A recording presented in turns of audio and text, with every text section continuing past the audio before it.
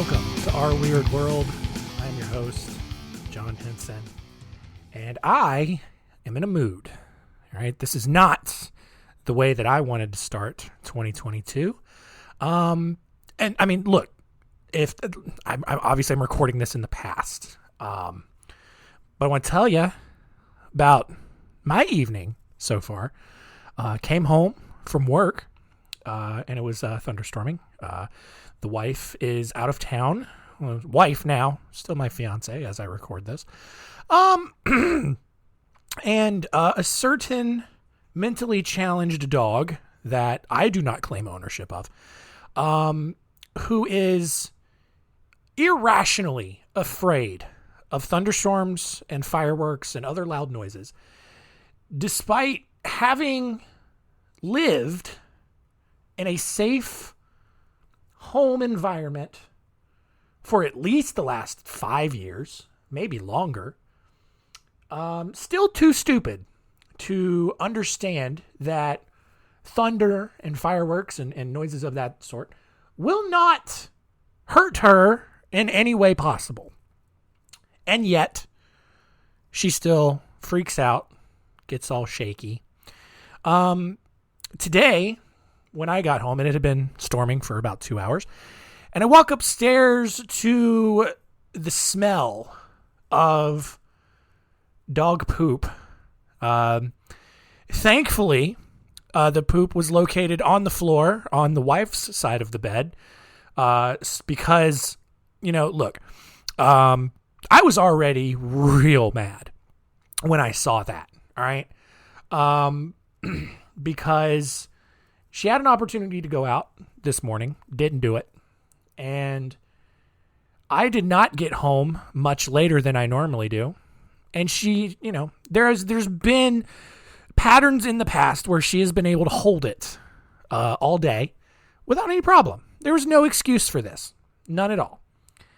And instead, she decided, because she was too scared to maintain control of her bowels, that she decided it was perfectly reasonable to take a hot, steamy, soft, lumpy dump on the floor of our carpeted floored bedroom.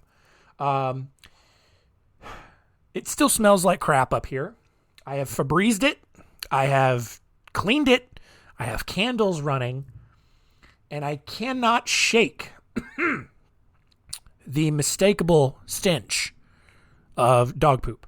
My voice is very hoarse because I yelled at the dog for several minutes straight.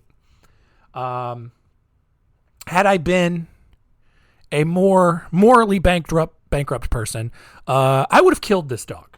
Not gonna lie, I hate this dog. All right, I have always thought that I could, I could go either way with pets, whether it was cats or dogs. I am officially 100% a cat person. I hate dogs. I hate all of the dogs. All right. I hate your dog. Your dog you may think you have the coolest dog in the world. I hate it. All right. Hate it. And what sucks is that dogs are another thing that white people have ruined, because every millennial and Zoomer out there has to have a dog. It's like the accessory piece that no one needs, but you got to have it for your cool little Instagram pictures. You got to use the dog to help pick up chicks, and you got to use the dog as a conversation piece, because no white person has the ability anymore to start a conversation with a stranger and get to know someone. I'm one of those people. I never had that ability in the first place, but I'm also not so shallow and devoid of logic that I would then take a living creature to use it for such sorts of activities. All right. I have no problem never talking to anyone, because why would I? No. But no, everyone has to have a dog.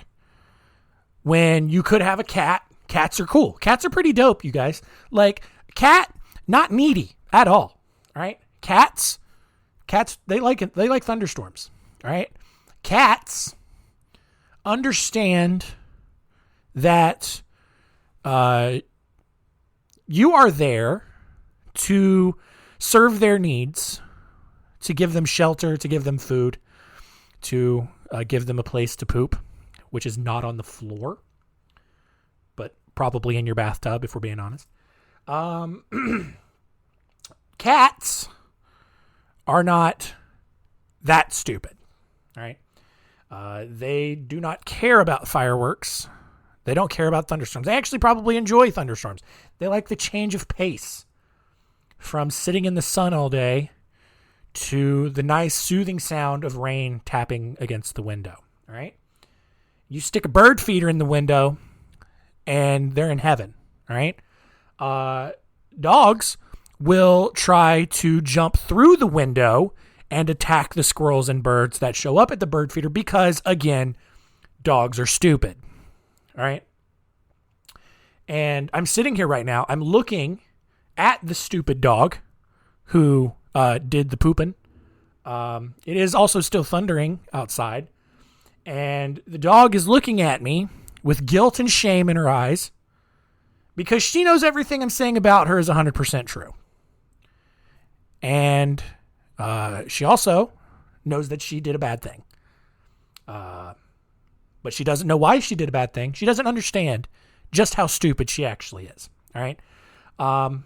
So, with that, that's my little opening rant for the year. Hello, future me, listening to this episode. I'm glad you were reminded of this terrible day. But it is what it is. Now that I've spent about 7 minutes talking about this, let's get to the actual meat of the episode. Happy New Year. Happy 2022. This week, we're going to look at the story of Nannie Doss, the Giggling Granny. Just a fun little true crime story that takes place in Alabama. So let's jump into it.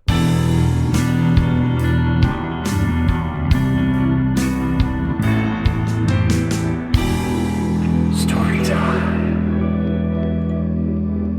Nannie Doss was born on November 4th, 1905 in Blue Mountain, Alabama.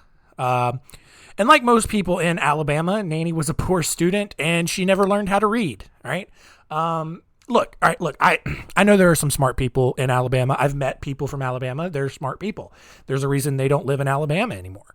But I'm also going to ride the stereotypes pretty hard. I think you realize that by now on this show. So yeah, there's going to be a lot of dumb Alabama people jokes. That's just how it is. Get over it. During a train ride to visit some of her family in southern Alabama, the train stopped really abruptly, which obviously there's no seatbelts probably back then. And so that abrupt stop sent Nannie flying directly into a metal bar on the seat in front of her. Visibly, though, seemed like she was fine. No cuts or bruises or anything. But for years, Nannie suffered severe headaches and blackouts. So something when she smacked the metal bar, something scrambled her brain a little bit. All right. By age 16, Nannie was working in the linen thread factory, and there she met Charlie Braggs and married him 4 months later, which, I mean, look, seems a little unreasonable, but look, if you're not from the South, you got to understand, especially in the early 1900s, that like you get married after 4 months as an excuse to just start banging something out. All right. You're living in a very secure, conservative area, very religious area. And, you can't, do the dance with no pants. All right. Until you're married, because God really cares about penises in vagina holes, especially if you are, if you have not been married yet, especially if you have not spent thousands of dollars on an elaborate ceremony that human beings made up as a symbolic display that has nothing to do with any sort of divine being other than that they just said it did. So, but hey, you know what? That you want to believe that, that's fine. All right. If you really want to believe that an all-knowing, all-powerful God who had the power and the foresight to create an entire universe truly cares where a penis goes, then more power to you. All right. I'm not judging. You know, it takes all kinds to keep the world turning. And if you are going to choose to believe that, good on you. Good on you. I'm glad that you are secure in your thinking. All right. By 1927, Nannie and Charlie had 4 kids. All of them were girls. Nannie had also developed a very severe drinking and smoking habit, which, look, in Alabama, though, that's just the thing you do when you're not being racist or having kids. You're just smoking and drinking the entire time. Although, here's, what's weird, though, is that when the 2 middle daughters suddenly died of food poisoning, Charlie decided to leave and take the oldest daughter with him, leaving Nannie to take care of the youngest, who was a newborn at that point. But not long after Charlie left, his mother, who had insisted on living with the couple during the entire marriage because, Nannie was 16 when she got married, so they still needed some sort of parental guidance. Charlie's mother also died under mysterious circumstances. So now with a ton of free time after losing 75% of her kids and also her husband and her mother-in-law, Nannie started to occupy herself by reading romance and erotic novels, which, God, I would love to see an erotic novel from 1927. What on earth would that even read like? I don't know. I don't have enough 1920s vocabulary in me to even try to think of that.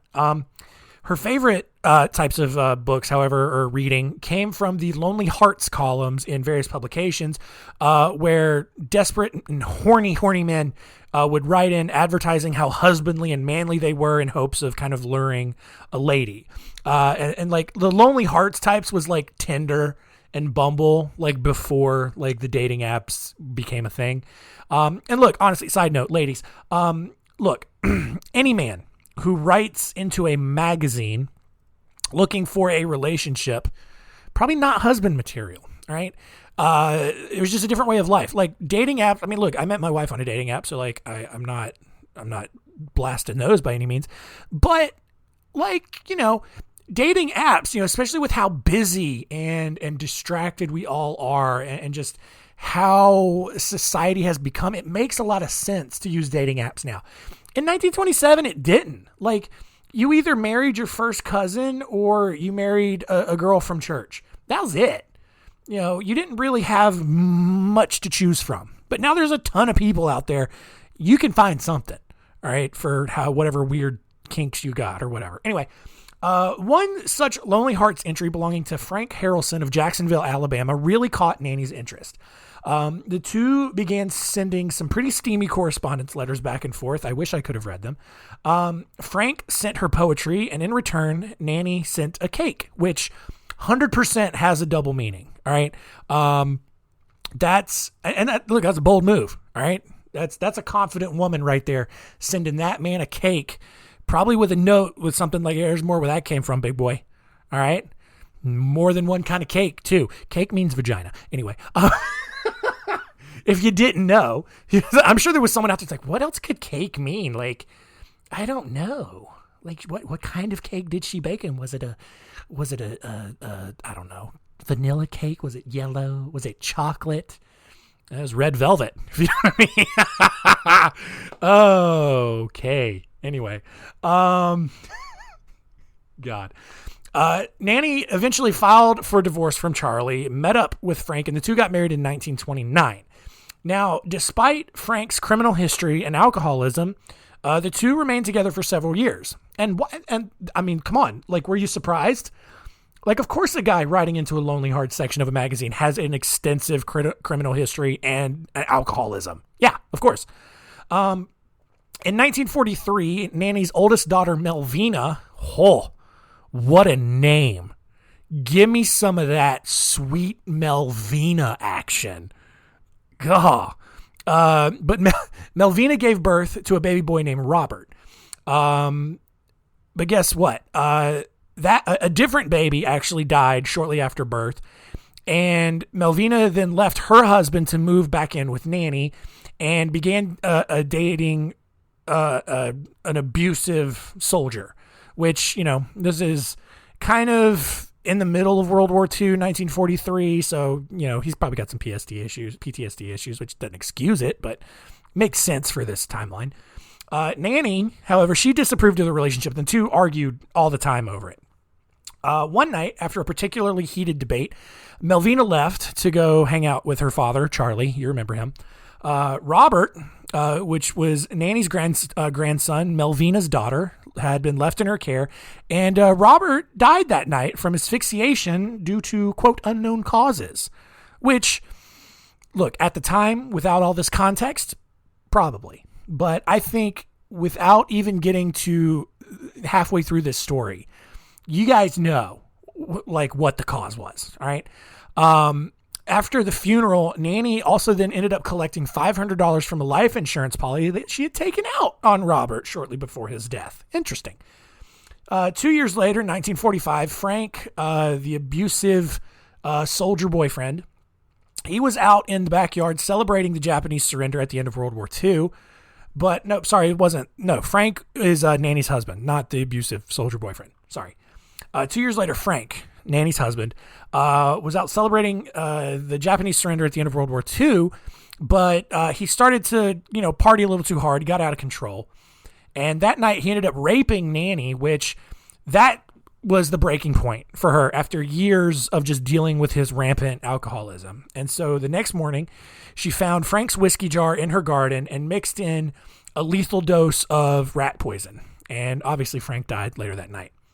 At that point, Nannie kind of decided that Alabama might not be the place for her, and she hit the road. During a stop in Lexington, North Carolina, now she's our problem. Nannie found Arlie Lanning's entry in another Lonely Hearts section. And like Frank and obviously every other guy who submits something in a Lonely Hearts section, Arlie was also an alcoholic, but that didn't matter to Nannie. I mean, she had experience with him, clearly, so she kind of knew how to handle him. And she met up with Arlie and married him 3 days later. Like, this is kind of stuff that happens. And it was actually pretty normal in the 1940s. Shortly after the wedding, guess what? Arlie died of heart failure. And soon after the funeral, the house that they were staying at burned down, which allowed Nannie to collect even more insurance money. Arlie's mother also died a few days later, which sent another insurance check to Nannie's bank account.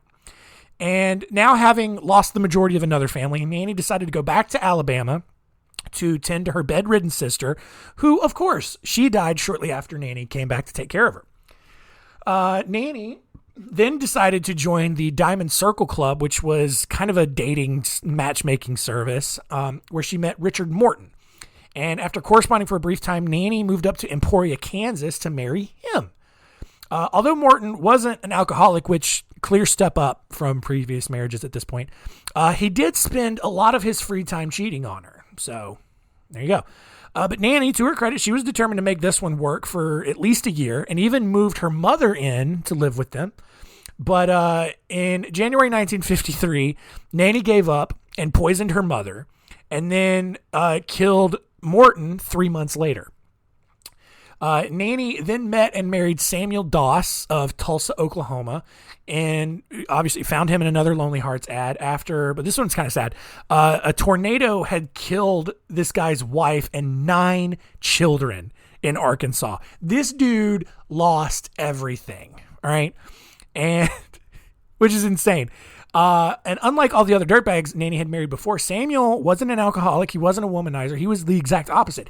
He was actually a minister who disapproved of the romantic and erotic novels that Nannie loved so much and wanted to have an actual appropriate adult marriage with her. But guess what? 3 months into their marriage, which I'm sure was a fun time for Nannie, Doss went to the hospital with flu-like symptoms, and although he seemingly recovered and was released the next month, he ended up dying the night that he got home from the hospital. The doctor who had treated Doss at the hospital, and the only one obviously to somehow possess any sort of common sense over the last 30 years here, got really suspicious about that and ordered an autopsy, which revealed an insane amount of arsenic in Doss's system. They measured it was actually enough arsenic to kill 40 horses. All right. Not sure if you're familiar with a horse. They are much larger than a person, so you don't need a whole lot of cyanide to kill a person, especially not 40 horsepower. Obviously, Nannie was immediately arrested. During the interview following her arrest, Nannie laughed the entire time as she confessed to killing 4 husbands, 2 children, her 2 sisters, her grandson, a mother-in-law, and her own mother. Each one of them had been poisoned with arsenic or some other type of rat poison. And obviously this is where she got the nickname the Giggling Granny. And she was sentenced to life in prison and died of leukemia in the Oklahoma State Penitentiary in 1965.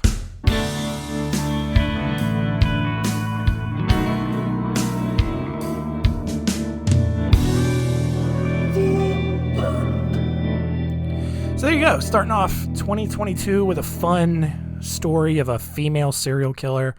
Not enough female serial. I mean, there's been a handful of pretty solid ones, but just mostly men with rage, enough rage to kill a person. And look, after the night I've had with this dog, I get it. Just the thought of being so angry that you could kill something. I get it. I didn't kill the dog. All right. Dog is fine, albeit probably scared to death because I put the fear of God in her. But, still breathing, heart still beating, physically unharmed. All right. But I get it. All right. So I learned that about myself tonight. But let's see what we learned from this story, other than the fact that was a really good segue.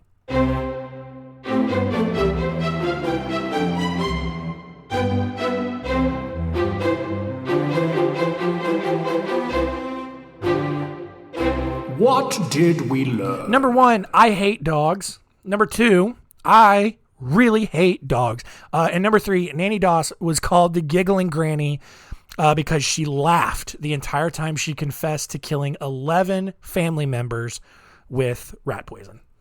And I hate dogs.